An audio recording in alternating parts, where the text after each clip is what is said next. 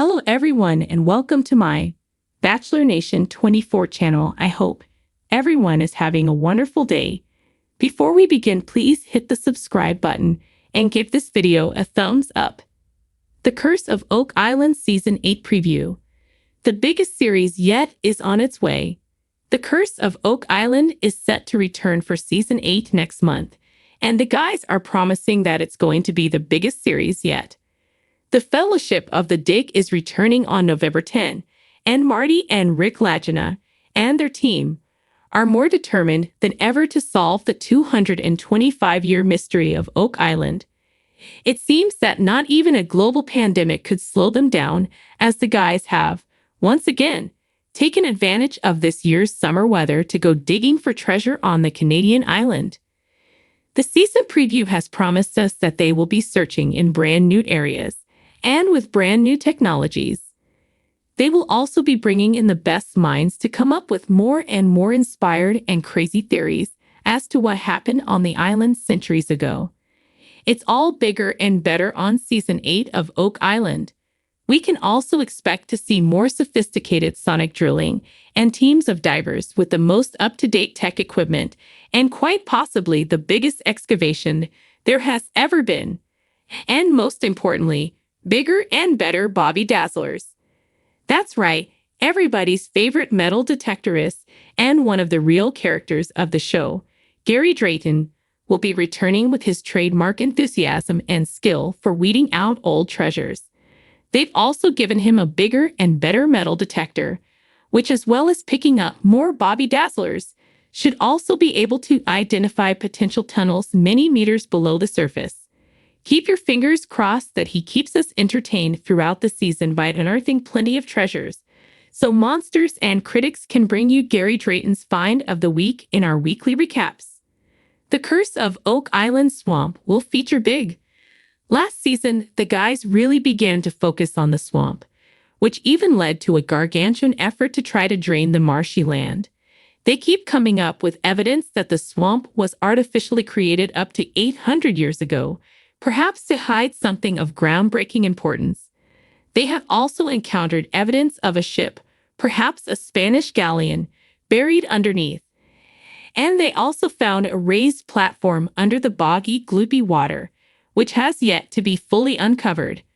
According to history, this season will see the swamp will become the focus of a major excavation to uncover a newly found structure, and more importantly, to get to the bottom of why this bog was artificially modified or created as much as 800 years ago. And of course, we can expect the guys to continue going after the big prize, the fabled money pit located within the chapel vault. At the end of last season, Vanessa Lucido, the CEO of Rose Sea Drilling Equipment, made one last mega effort to dig out the pit, but it sadly ended in disappointment. But after 7 seasons, one thing we've learned is that the Fellowship of the Dig does not know how to quit. They simply get bigger and better drills. And even if they don't find anything that changes the course of history, well, that's ok. Just sit back and enjoy the ride. Discovery announces new season of Gold Rush, Mine Rescue with Freddy and Juan. Video. The Gold Whisperers are back. Discovery has announced a new season of Gold Rush, Mine Rescue with Freddy and Juan. Gold experts Freddy Dodge and Juan Ibarra are back helping small-time gold miners solve their problems and make their grand gold mining dreams come true.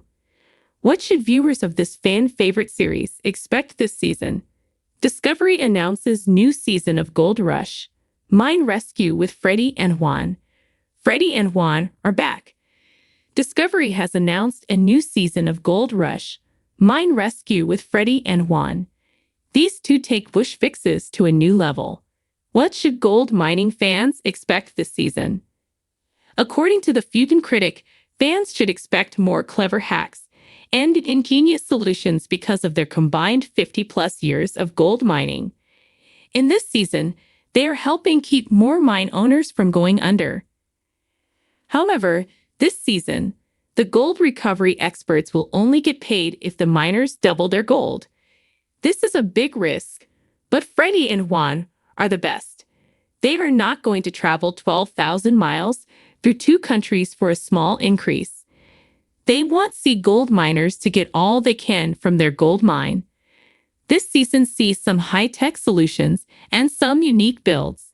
They spend a lot of time in the Southwest, including 29 Palms, California, and then up to Kingman and Stanton, Arizona.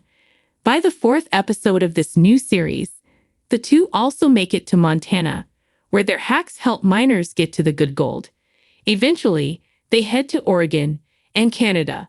Although most fans are used to the Klondike, this pair ends up in British Columbia. What will they find there? For example, Freddy declares that he is standing over $17 million worth of gold. How does he know that? It is Freddy Dodge, and his methods mean money. This also means some extra hands to excavate. Freddy and Juan may offer solutions, but there is still some work needed to get to the gold. Both Freddy and Juan starred in OG gold mining series. Gold Rush fans may recall that Freddy Dodge was first on the Discovery series, helping out Todd Hoffman as part of his crew. By season 3, Freddy's personality and expertise made him a fan favorite and regular on the series. Eventually, he earned a spin-off in 2021. As for Juan Ibarra, he also started out on the Hoffman crew in season 6. However, when Todd moved on from Discovery, Juan started working for Tony Beats in season 9. Juan has starred in 2 other spin-offs, including Winter's Fortune and Dave Turin's Lost Mine. Gold Rush exclusive, Ness Crew Breakfast wins and Kino Pay losses. Discovery's Gold Rush tonight opens with the most mouth-watering American and Canadian breakfast with sausage, eggs, bacon, and biscuits. But the hearty meal ends with some worries for Team Ness. In the hills above Kino City, population 20, Ness and his small crew are preparing to turn his season around. Despite the biscuits and gravy, French toast, bacon, and sausage feast, Ness is concerned. After sinking over $1 million into his operation, Rick Ness is pressured to stay on the gold. What happens for Team Ness? Dead ends and clay dirt are vexing the crew. In TV show's Ace exclusive clip below, Ness says, "Man, we're in trouble. Last week we went in a frozen cut, but it was a bust. All we found was clay, and I'm nearly out of pay." He adds, "The creek cut extension here. I really can't afford to shut this wash plant down. The ground in Kino is patchy and hard to read. As a result, Rick's new operator, Brennan Ruold, is struggling to follow the pay. He says, a lot of variables in this ground. And just some of this pay I've been digging lately over here doesn't seem that sweet looking. So we get a really deep clay mud hole. And Rick told me last year when they found some really good gold was that really red-stained rock.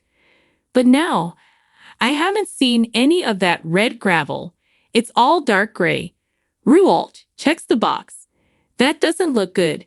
It doesn't look very good at all. The cleanup reveals nothing but tailings. Ruold must consult with Rick to make a pivot, as the pan reveals loads of sand. One speck of gold in a pan is not good. Ness now must find a place within his claim to start working, which means moving big equipment and dealing with permafrost. The creek cut pay strip may be on the other side of the valley, and to get there, it will burn up all the calories they all consumed at breakfast. The initial tests show no frost, and Ruold has really taken it upon himself to be a problem solver for Ness, as the test pan is a winner. The strip they head to is shaped like a piece of bacon, as the morning's breakfast made an impression on Ruold. If Ness wants to beat Schnabel, he has to keep thinking past his immediate problems, and with help from Ruold and the others, he may ace this season's gold haul. Other Gold Rush crews